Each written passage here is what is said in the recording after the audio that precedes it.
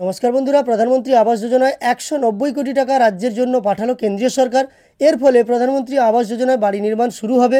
আপনারা জানেন, কয়েক বছর আগেই একটি সার্ভে হয়েছিল, যে সার্ভের মাধ্যমে পশ্চিমবঙ্গে প্রায় 34 লক্ষ নাম নির্বাচিত হয়েছিল, যার মাধ্যমে প্রথম দফায় 11 লক্ষ বাড়ি নির্মাণের জন্য টাকা পাঠানোর কথা থাকলেও কেন্দ্র থেকে সেটা বন্ধ করা ছিল, কারণ নানা বেনিয়ম হয়েছে। সেই অভিযোগে অনেক সার্ভে করার জন্য কিন্তু কেন্দ্রীয় প্রতিনিধি দল এসেছিলেন, তারপরেই সেই টাকা বন্ধ করা হয়। তবে রাজ্যের পক্ষ থেকে লোকসভা নির্বাচনের সময় ঘোষণা করা হয়েছিল যে কেন্দ্র টাকা না পাঠালেও এই বছর অর্থাৎ 2024-এর ডিসেম্বর মাসে বাড়ি নির্মাণের জন্য 11 লক্ষ উপভোক্তার ব্যাংক অ্যাকাউন্টে প্রথম দফার টাকা পাঠিয়ে দেওয়া হবে, এই কথা ঘোষণা করা হয়েছিল। এবং সাম্প্রতিক সময়ে মুখ্যমন্ত্রী মমতা বন্দ্যোপাধ্যায় বন্যা দেখতে গিয়ে সেখানে সরাসরি ঘোষণা করেছিলেন আরও 1 লক্ষ বেশি উপভোক্তাকে টাকা দেওয়া হবে। তার কারণ, বন্যার জন্য যাদের বাড়ি ভেঙে গেছে সেই সমস্ত উপভোক্তা যোগ করে মোট 12 লক্ষ উপভোক্তাকে টাকা পাঠানো হবে প্রথম দফায়। মুখ্যমন্ত্রী ঠিক কি বলেছিলেন আরও একবার আপনাদের শুনিয়ে দিচ্ছি, চলুন। তাই এবছর আমরা 11 লক্ষ করবো বলে ঠিক করেছিলাম ডিসেম্বরে।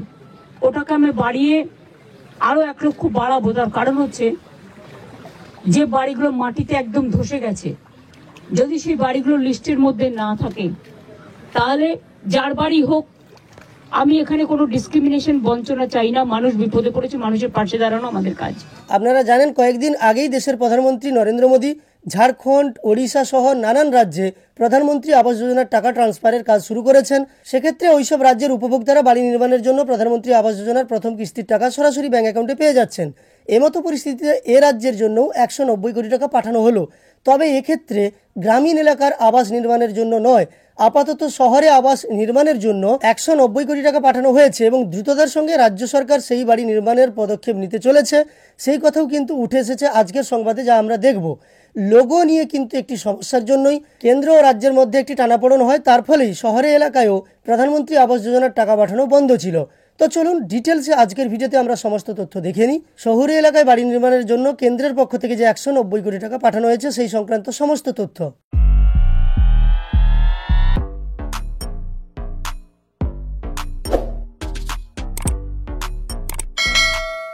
তো দেখুন, এই নিয়ে একটি সংবাদ প্রকাশিত হয়েছে, যেখানে জানানো হয়েছে কাজে গরমিলের অভিযোগ।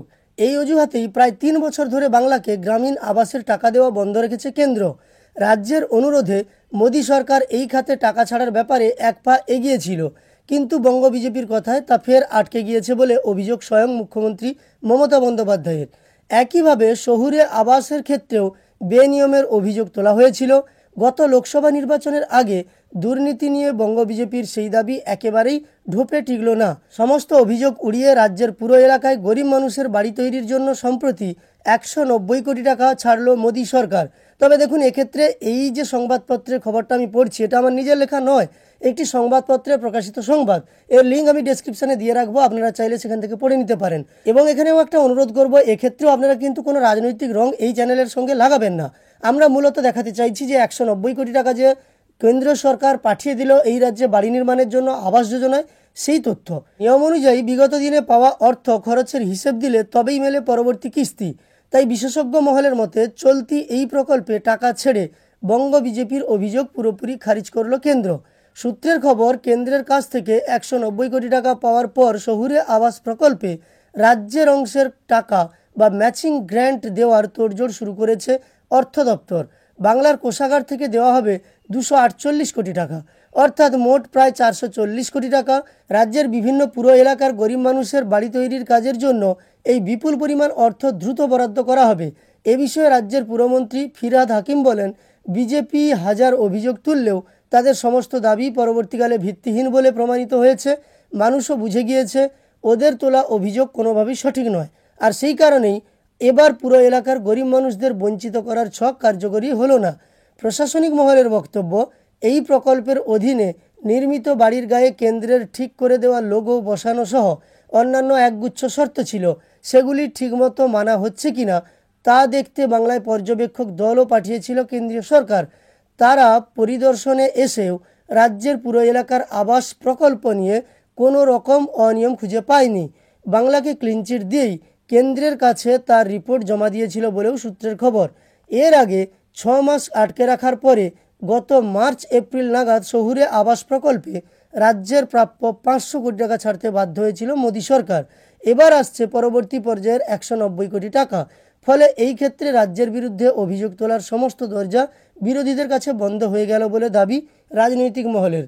যাই হোক, আজকের সংবাদের মাধ্যমে আমরা এটুকু বুঝতে পারলাম, শহুরে এলাকার জন্য 190 কোটি টাকা পাঠানো হচ্ছে বাড়ি নির্মাণ করতে, কিন্তু গ্রামীণ এলাকার জন্য কোনো রূপ অর্থ পাঠানো হয়নি বা এই ব্যাপারে কোনো সংবাদ পাওয়া যাচ্ছে না।